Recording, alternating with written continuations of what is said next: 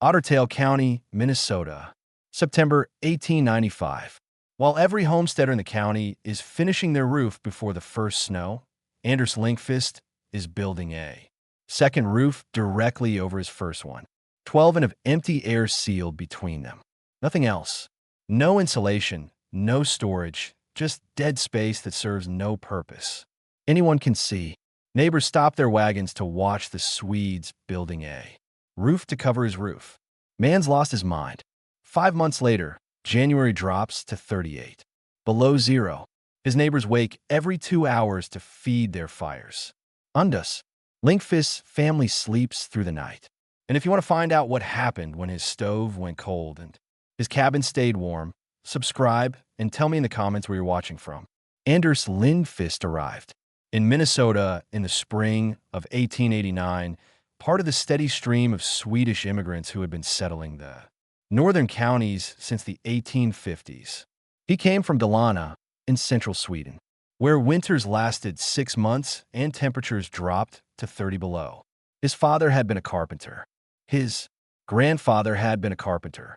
Anders had learned to read wood before he could read words, spending his childhood in workshops where men who had built houses for generations understood something about heat that never appeared in any manual. Heat rises. This is obvious to anyone who has stood near a fire and felt the warmth climb past their face toward the ceiling. But in Dalarna, the carpenters understood what this meant for a house. The hottest air in any room presses against the ceiling. The ceiling touches the roof. The roof touches the sky, and the sky in a Swedish winter is 30 below zero. Every house is a chimney, they said. The heat you make rises to the top and passes through to the cold above. The thicker the barrier at the top, the longer the heat stays inside. Swedish farmhouses had thick timber ceilings packed with sawdust or moss or dried leaves, anything to slow the heat's escape upward. Some builders constructed double ceilings with air gaps between them, understanding that still air was one of the finest insulators known. A pocket of trapped air conducted heat poorly. Stack enough of those pockets together, and you could hold warmth inside a structure for hours after the fire died. Anders had helped his father build such roofs. He understood the principle not as theory, but as practice tested through generations of Swedish winters. Our America promised opportunity and land. What it delivered in the rolling hills of western Minnesota was brutal winters and houses that leaked heat like saves. Anders's first January in Ottertail County nearly broke him. He'd been working as a farmhand on a weed operation outside Fergus Falls, sleeping in a bunkhouse with a pot-bellied stove that roared all night and still couldn't keep frost from forming on the ceiling above their bunks. The American farmers burned wood constantly, massive, logs consumed by the armful, heat pouring upward and outward almost as fast as it was generated. They woke every few hours to feed the flames, stumbled through frozen darkness, accepted this as the natural order of winter survival. Anders watched the heat rise from the stove, press against the thin board ceiling, and vanish into the roof above. He could feel the cold radiating downward from overhead, even as the stove glowed red. The Americans were heating the sky. By 1895, Anders had saved enough from 6 years of carpentry, worked to buy 40 acres of timberland in eastern Ottertail County. The property had good trees, oak and maple and pine, and a small cleared meadow where he would build his home. Other homesteaders had built conventional cabins in the area, log walls, shingled roofs, iron stoves that devoured firewood, and still left families shivering through January nights. Anders would build something different. His nearest neighbor, an American farmer named Henry Caldwell, watched Anders survey his new property that first week, noting how the Swede spent more time studying the sky and the tree canopy than the ground itself. Looking for something, Caldwell asked, "Are riding over to introduce himself?" Looking for the right angle, Anders replied, his English still carrying the rhythm of Swedish consonants. "For the roof. Roof's simple enough. Pitch it steep so the snow slides off." "One roof? Yes, but I am building two." Caldwell stared at him for a long moment. Two roofs on one cabin. The air between them holds the heat inside. Caldwell laughed and shook his head. Friend, you're building a house, not a puzzle box. The argument with his wife began the evening Anders showed her the plans. Karen Lindfist had married Anderson Delana 3 years before they immigrated, and she had followed him across an ocean and half a continent without complaint. She had endured the cramped immigrant ships, the crowded boarding houses, the years of saving while Anders worked for other men. She had believed in his vision of land and a home of their own, but two roofs made no sense to her. We have money for one cabin, she said, studying the drawings spread across their rented room's small table. One cabin with walls and a floor and a roof. And you want to build two roofs? The second roof is the most important part, Anders replied. More important than thick walls, more important than a good stove. The heat rises kin. If it escapes through the top, nothing else matters. And if we run out of lumber before the walls are finished, if winter comes and we have two roofs over no house at all, I have calculated the timber. There is enough. You have calculated. Kin's voice carried 6 years of patience. Stretched thin. In Sweden, your father calculated. Your grandfather calculated. Here you are alone, Anders. If your calculations are wrong, we freeze. Word of Anders's double roof plan reached the general store in Fergus Falls within 2 weeks. Ottertail County was small enough that unusual behavior traveled fast, passed from farmer to farmer like a shared joke. Henry Caldwell mentioned it to the clerk while buying flour. The clerk mentioned it to the next customer. By the end of the month, Anders Linkfist's second roof had become a reliable source of amusement for men gathering around the store's pot-bellied stove. The Swede's building a roof to cover his roof, one farmer reported, shaking his head. Says the air between them holds the heat. Air holds heat, another man laughed. Air's what carries the cold. Man's got it backwards. Heard he's leaving 12 in between them. 12 inches of nothing. Could have used that lumber for a proper barn. The confrontation came in late July. Anders was raising the first roof's rafters when 3 men rode up. Henry Caldwell and 2 other farmers Anders recognized from town. They sat, their horses at the edge of the clearing, watching him work. Lynx Caldwell called out, "We've been talking. Some of the men are concerned." Anders climbed down from the rafters, wiping sawdust from his hands. Concerned about what? About you wasting good timber on foolishness? About your wife spending winter in a house built by a man who doesn't understand how roofs work. I understand how roofs work. That is why I am building 2. One roof keeps the rain out. One roof keeps the snow off. What's the second one for? The first roof keeps the weather out. The second roof keeps the heat in. Caldwell exchanged glances with the other men. Heat rises. Linkfist. Everyone knows that it goes up and out. You can't trap it with air. Still, air does not conduct heat. It holds it. The gap between the roofs creates a barrier the heat cannot cross. And if you're wrong, if your wife freezes because you built some Swedish puzzle box instead of a proper cabin, Anders Caldwell's eyes steadily. Then I will have been wrong. But I am not wrong. My father built this way. His father built this way. The heat stays inside. Caldwell shook his head slowly. Your father's not here. Linkfist, this is Minnesota. You wake every 2 hours to feed your fires. I will sleep through the night. What Anders Linkst understood from generations of Swedish carpentry, modern building scientists would later quantify with precision. But the principle he was applying had been tested through centuries of Scandinavian winters by people who couldn't afford to waste heat and couldn't survive if they did. The fundamental problem was simple physics, working against every homeowner. Heat rises in any heated room. The warmest air climbs toward the ceiling while cooler air sinks toward the floor. This creates a constant pressure, warm air, pressing upward against the ceiling, seeking escape. A typical frontier cabin lost 40% of its heat through the roof. The walls might be thick logs. The floor might be solid timber, but the roof was almost always the weak point. Thin boards or shakes with gaps between them mean offering minimal resistance to the heat pressing upward from below. The numbers told the story.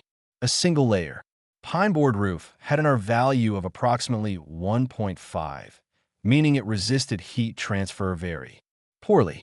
The same thickness of stone had an R value below 0.5. But still, air that cannot move or circulate has an R value of approximately 3.5 per inch. 12 in of perfectly still air would provide an R value of 42, equivalent to more than 10 in of modern fiberglass. Insulation. The key word was still. Moving air carries heat with it. This is convection, the process by which warm air rises, transfers its heat to a cold surface, cools, sinks, and cycles back to collect more heat. A drafty attic actually accelerates heat loss because air currents carry warmth directly to the cold outer roof and deposit it there. But trapped air sealed in a space too small for convection currents to form behaves entirely differently. It sits motionless, conducting heat so poorly that it functions as insulation rather than a heat transfer medium. Anders understood this from experience rather than equations. In Sweden, his father had explained it simply. Moving air is a river that carries your heat away. Still air is a wall that holds your heat inside. The double roof creates a pocket where the air cannot flow. The 12 inches gap was carefully chosen. Too narrow, and the trapped air wouldn't provide enough insulation. Too wide, and convection currents would form within the gap itself. Warm air rising along the inner roof, cooling as it contacted the outer roof, sinking back down, creating a shun one that would carry heat outward despite the sealed space.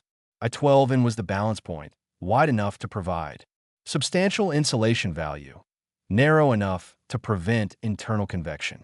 The air would sit trapped between the two roof layers, motionless and resistant to heat transfer. The construction required careful sealing.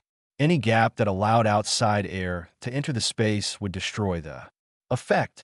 Cold air would infiltrate, mix with the warm air, create currents that carried heat away. Anders would seal every joint, close every crack, ensure the air pocket remained isolated from the outside atmosphere. The inner roof faced the heated cabin below, absorbing warmth from the rising hot air.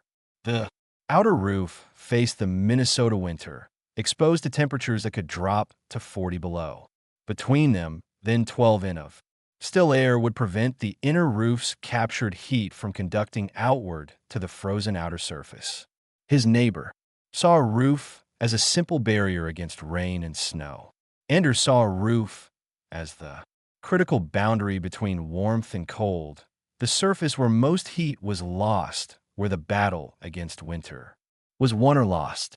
They built single roofs and accepted that heat would escape. He would build a double roof and trap the heat inside. The principle was ancient. The application was precise, and the coming winter would prove whether Swedish carpentry wisdom could survive a Minnesota, January. Construction began in late May 1895, as soon as the ground thaw enough to set foundation stones. Anders had spent the winter months preparing. He'd felled trees from his own land, stripped bark, let the logs season through the cold months. He'd split shakes for roofing, plan boards. For the ceiling, stockpiled the nails and hardware he'd need. By the time spring arrived, materials for the entire cabin, including both roofs, lay stacked and ready in the clearing. The foundation and walls went up through June, following conventional methods. Stone footings, hune log walls notched at the corners and chinked with moss and clay. A punching floor of split logs, laid flat side up. Nothing unusual, nothing that would draw comment from neighbors passing on the road. The first roof went on in early July. Anders built it with a steep pitch 8 and 12 to shed snow quickly and prevent accumulation that could collapse the structure. Pine rafters every 2 feet.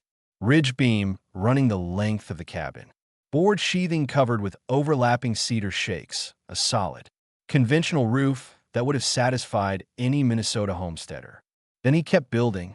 The second roof began with vertical posts rising 12 in above the first roof surface. Andus had milled these himself, for by 4 oak timbers stronger than necessary, designed to support a full snow load on the outer roof without transferring any weight to the inner structure below. Neighbors rode past and stopped to watch. Link Fist, Henry Caldwell called out one afternoon. "What in God's name? Are you building up there?" "The second roof," Anders replied without pausing his work. "I told you. I thought you were joking." "I do not joke about roofs." The outer rafters went up through July's heat. Anders matched the pitch of the inner roof precisely, ensuring the 12 inches gap remained consistent from eave to ridge. The airspace had to be uniform. Any pinch points or expansions could create convection currents that would defeat the purpose. Sealing the cavity proved the most demanding work. Anders built the outer roof's eaves to overlap the inner roof's eaves completely, then packed the gap with oakum and sealed it with pine tar. Every joint where the two roof systems approached each other received the same treatment. Stuffed seal made airtight. No outside air could enter the cavity. No inside air could escape. The outer roof's sheathing went on in August, followed by another layer of cedar shakes. From the outside, the cabin now looked simply like a structure with an unusually thick roof. The double layer visible at the gable ends, but otherwise unremarkable. Karen watched the final shakes go on from the doorway below. "It is finished." "Almost."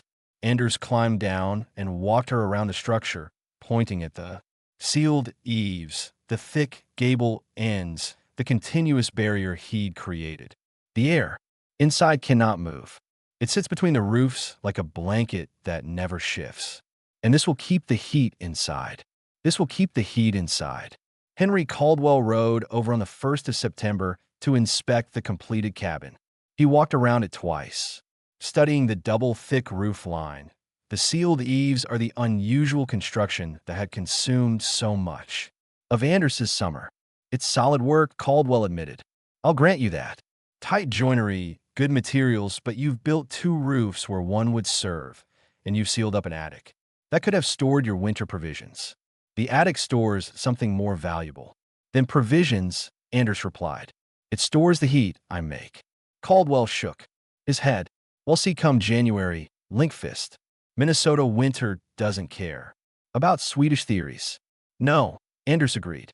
"It only cares about physics, and physics is on my side."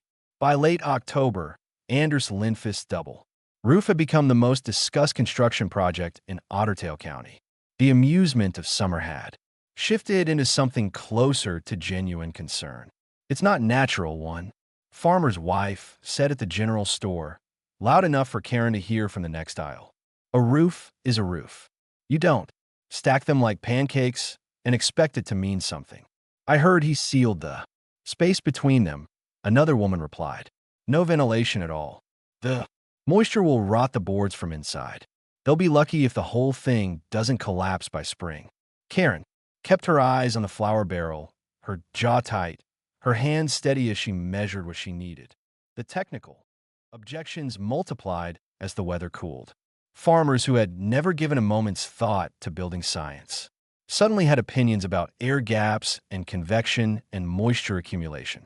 They shared these opinions freely, usually within earshot of Anders or Karen, always with the certainty of men who had done things one way their entire lives. Henry Caldwell rode over in late October with a new concern. "Been thinking about your double roof, Linkfist. What happens when the warm air from your cabin hits that cold inner ceiling? Condensation, moisture. That sealed space of yours is going to fill up with water and rot everything from the inside out." Anders had anticipated this. The inner roof is warm. The outer roof is cold. The air between them holds no moisture because it has no source of moisture. The seal keeps humid air from the cabin out of the cavity. You hope I know the moisture in cabin air comes from breathing, from cooking, from wet clothes drying. That air stays below the inner ceiling. The trapped air above has been sealed since August. It holds only what it held then. Caldwell shook his head. "Theory. All theory. January will show us what's real. The first hard frost came November 8th. Anders woke before dawn, lit the cabin's cast iron stove, and let it burn for 3 hours until the single room reached a comfortable 62 degrees. Then he let the fire die completely. He spent the day outside splitting wood, checking his small livestock shelter, finding reasons to stay away from the cabin, and let the experiment run. At dusk, he returned. The temperature outside had dropped to 19 degrees. Cold enough to see breath, cold enough to make ungloved fingers ache. He opened the cabin door, expecting to find the warmth gone, dissipated through walls and floor and his theoretical double roof. The thermometer on the wall read 54 degrees. Anders stood in the doorway, feeling the residual warmth that still filled the room. 8 hours since the fire died. 35 degrees. Temperature difference between inside and outside. The heat had stayed. Karen came in behind him, carrying eggs from their small chicken coop. She stopped when she felt the air. You did not restart the fire. Not since morning. She walked to the stove, touched it. Cold. Iron. She looked at the thermometer. She pressed her palm against the ceiling. The inner ceiling that faced the sealed air cavity above. It is warm, she said, quietly. The ceiling is warm. The ceiling holds the heat that rises. The trapped air above it prevents the heat from escaping further. The warmth stays in the room instead of passing through to the sky. Karen stood silent for a long moment, her hand still pressed against the warm boards overhead. When she turned to face her husband, her expression had changed. This will work, she said. It was not a question. This will work. Then let January come. January 1896 arrived with a brutality that old-timers would reference for decades. The Arctic front descended from Canada on January 12th, driving temperatures from a manageable 15 degrees to minus 20 by midnight. Dawn on January 13th brought minus 31. By the morning of January 14th, the thermometer outside Henry Caldwell's farmhouse read as 38 degrees, the coldest temperature recorded in Ottertail County since settlement began. Caldwell's farmhouse had a conventional single roof, board sheathing under cedar shakes, and attic space ventilated at the gable to prevent moisture accumulation. The same construction every sensible Minnesota farmer used. By the second day of the cold snap, frost had formed on his ceiling, not at the edges where walls met roof, but across the entire surface. A thin white rime that proved heat was pouring upward through the boards and escaping into the killing sky. His cast iron stove glowed red. Around the clock, his family fed it every 2 hours, day and night. Still the frost crept across the ceiling. Still the cold pressed down from above. 3 miglia east, the Hendrickson family ran out of firewood on January 15th. They had cut what they thought was enough. 2 cords stacked against the cabin wall, but the cold consumed fuel faster than anyone had calculated. The father burned furniture on the 3rd night. On the 4th, he tore boards from the interior walls. When neighbors reached them on January 17th, the family was huddled in a single corner, burning the last of their floor planks. The children's fingers already showing the white patches of frostbite. The Olmsted homestead, from miles north, fared worse. The chimney cracked on the 2nd night, the temperature differential between the roaring fire inside and the killing cold outside, splitting the mortar between the stones. Smoke poured into the cabin. The family had choice: freeze outside or suffocate inside. They chose the cold, spending 2 nights in their livestock barn, sharing heat with their surviving cattle until the weather broke. At the Lindfist cabin, January 12th began like any winter day. Anders woke before dawn, descended from the sleeping loft, and lit the morning fire. He fed the stove for 3 hours, letting the cabin warm to 60 degrees, banking the coals so they would burn slowly through the day. Then he went outside to tend his animals. The cold was savage. It bit through wool and leather, so found every gap in clothing, punished any exposed skin. Anders worked quickly, efficiently, then returned inside to find the cabin still warm, the heat held in by walls and floor, and the double roof, overhead. That evening, with temperatures plunging toward -30, Anders lit the stove again. 3 hours of steady burning. Coals banked for the night. The 7. Burned 3 hours morning, 3 hours evening, January 13th. Outside at dawn is 31. Inside, 52 degrees, same burn pattern. Caldwell wrote, furiously copying numbers he could barely believe. January 14th, outside at dawn is 38, inside 49 degrees, stove cold for 7 hours overnight. January 15th, outside -34, inside at dawn 48 degrees. We did not wake once to feed the fire. 48 degrees. Caldwell's voice cracked with the stove cold.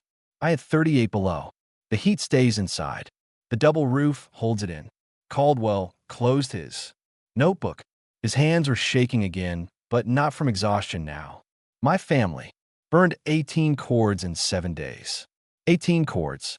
We fed that stove every 2 hours around the clock and still had frost on our ceiling. My children slept in their coats. I burned 4 cords, Anders said quietly. Perhaps less. Caldwell sat heavily on the wooden bench by the table. He stared at the floor for a long moment, processing numbers that inverted everything he thought he understood about winter survival. The double roof. He finally said, that's the difference. That's all of it. Walls lose heat, floors lose heat, but the roof loses the most because that is where the warm air presses hardest. Stop the loss at the roof. And the rest matters less. 12 in of air, 12 in of still air. Sealed. No movement. It conducts heat poorly. The warmth cannot pass through. Caldwell looked up at the ceiling at the ordinary-looking boards that concealed Anders' Swedish innovation. He extended his hand. I need you to teach me to build one. Anders shook it firmly. I will teach anyone who wants to. Learn. How many? How many can you teach before next winter? As many as are willing to listen. The first visitor after Henry Caldwell was a farmer named Eric Johansson, a fellow Swede who had homesteaded in the county a decade earlier, but had built his cabin the American way with a single roof and an attic ventilated to the sky. Caldwell told me about your ceiling, Johansson said, standing in the linked doorway with his hat in his hands. About the double roof. I lost 2 toes to frostbite last week, sitting in my own home, feeding a fire that couldn't keep up with the cold. Anders welcomed him without hesitation. Johansson spent an hour in the warm cabin, pressing his palm against the ceiling, studying the construction visible at the gable ends through the small attic access door. He left with pages of notes and a promise to return in spring with lumber and questions. By the end of January, Sir Anders had hosted 19 visitors, farmers, homesteaders, even a doctor from Fergus Falls who had heard about the cabin that stayed warm without constant fire. They came skeptical and left converted, carrying notes and diagrams and measurements back to homes that had nearly killed them. Henry Caldwell was first to commit to building. He arrived in early February with his 2 oldest sons, notebooks ready, prepared to learn everything Anders could teach. The gap must be consistent, Anders explained, walking them through the construction sequence on paper. 12 in from eave to ridge. Any narrower, and you lose insulation value. Any wider, and the air begins to circulate, carrying heat to the outer roof. He spent 4 days teaching the principles. How to build the inner roof first, solid and conventional. Then raise the post that would support the outer structure. How to seal the eaves completely, leaving no gap for outside air to infiltrate. How to close the gable ends with boards and oakum and pine tar until the cavity was airtight. The seal is everything. Anders emphasized. A gap the width of your finger can ruin the entire system. Cold air enters. Warm air escapes. Convection begins. The trapped air must stay trapped. Karen watched another group of farmers depart one evening, their notebooks filled with sketches and specifications. You're giving away your advantage, she observed. Every cabin with a double roof means less demand for your knowledge. Every cabin with a double roof means fewer children freezing in January, Anders replied. In Sweden, everyone knew how to build properly. Here, I'm the only one who knows, i.e., that must change or people will keep dying in winters they could survive. The first new double roof went up at the Caldwell farm in April. Unsupervised. Personally, checking every measurement, testing every seal. When the outer shakes were laid, he climbed into the cavity himself to verify the airspace was uniform and airtight. By June 4, more double roofs were under construction across the county. A Norwegian farmer named Olsen adapted the design for his dairy barn, keeping his cattle warmer through the following winter with half the fuel his neighbors burned. A widow named Margaret Swinson hired hands to add a second roof over her existing cabin, a retrofit that required removing the original shakes, building the raised structure, then re-roofing the outer layer. The Fergus Falls newspaper ran a story in August about the Swedish method of roof insulation. Letters arrived from across Minnesota, from the Dakotas, and Wisconsin from settlers desperate for any alternative to the endless wood cutting and fire feeding that consumed their winters. Anders answered every letter. He drew diagrams, explained principles, described the construction sequence in careful detail. He charged nothing, refused payment even when it was pressed upon him. Heat is not a luxury, he told. Karen is survival. A man should not profit from teaching others how to live. Through winter, Anders Linkfist lived another 42 years in that Ottertail county cabin. He died in 1937, surrounded by children and grandchildren who had grown up in a home where winter was an inconvenience rather than a battle. The original double roof stood until 1961, when his grandson finally dismantled the cabin to build a modern house with electric heating. The sealed air cavity between the roofs was still intact after 66 years. No moisture damage, no deterioration of the structure that skeptics had predicted would fail within a single winter. The winter of 1896 remained the benchmark against which all subsequent Minnesota winters were measured. Old-timers would ask each other, is it as bad as 96? And the answer was almost never yes. But lesser winters still exhausted families who fought the cold with single roofs and constant fire feeding. Every frozen morning reminded them of what Anders had proven possible. By 1905, double roof construction had spread beyond Ottertail County into neighboring Becker, Wadena, and Todd counties. Agricultural journals published articles about the Swedish method of roof insulation. The Minnesota State Agricultural Extension invited Anders to speak at their annual meeting in 1908. The immigrant, once mocked for building a roof over his roof, now addressing an audience of 200 farmers hungry for knowledge that could transform their winters. Heat rises, Anders told them, through an accent that had softened but never disappeared. This you cannot change, but where the heat goes after it rises, this you can control. A single roof is a gate left open. A double roof is a gate sealed shut. Same heat, same fire, same fuel, different results. Henry Caldwell never went back to conventional construction. His farm became a showcase for the double roof system, with every building eventually converted. His sons built their own homesteads with the Swedish method as the foundation, and the Caldwell family would remain in Ottertail County for 4 generations, each one sleeping through January nights while neighbors woke to feed their fires. The principal Anders understood using trapped air as insulation to prevent heat transfer through the roof appears today in modern building science worldwide. Double-pane windows trap air between glass layers. Foam insulation creates millions of tiny air pockets. A modern attic construction emphasizes sealing and vapor barriers to prevent the convection currents that carry heat away.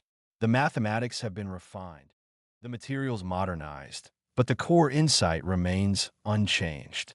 Still, air is one of the finest insulators known, and a proper barrier overhead matters more than thick walls or a powerful stove. What Anders knew, what generations of Swedish carpenters knew, was that fighting winter directly was a losing battle. His neighbors attacked the cold with bigger fires, more wood, constant Labor through frozen nights. Anders attacked heat loss at its source, sealing the boundary where warmth escaped most readily. He didn't burn more. He simply wasted less. The lesson extends beyond roofing. Every problem has brute force solutions that exhaust those who attempt them, and elegant solutions that work smarter by understanding the underlying physics. Anders's neighbors saw winter as an enemy to be fought with fire. Anders saw heat loss as a problem to be solved with construction. They burned themselves ragged. He slept through the night. Karen outlived Anders by 3 years. She spent her final winters in the cabin they had built together, warmed by the double roof that had sheltered their family for more than 4 decades. After she passed, her daughter found a note, tucked into the family Bible written in Karen's careful Swedish script. He said, "The air would hold the heat." I said he was wasting lumber. The air held the heat for 42 years. The Americans burned forests to stay awake. We burned branches to stay asleep. He understood something they never learned. The roof that matters most is the one you cannot